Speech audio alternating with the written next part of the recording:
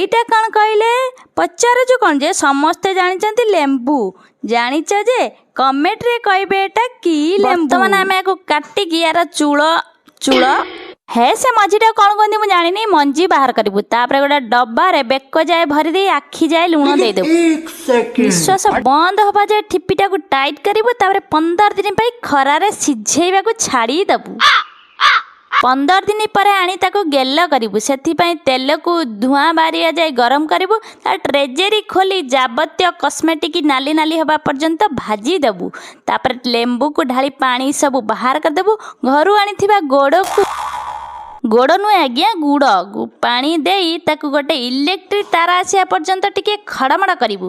ତାପରେ ଛାଣି ରଖିଥିବା ଲେମ୍ବୁକୁ ଡ୍ୟାନ୍ସ କରିବା ପାଇଁ ଛାଡ଼ିଦେବୁ।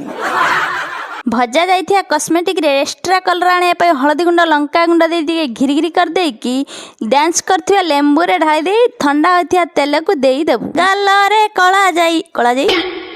କଳା ଜିରାକୁ ଛିଞ୍ଚିକି ରେଡ଼ି କରିଦେବୁ ଆଚାର। ସବସ୍କ୍ରାଇବ୍ କରିଦେବେ ବୋଲି ରହିଲୁ ଆଶାର।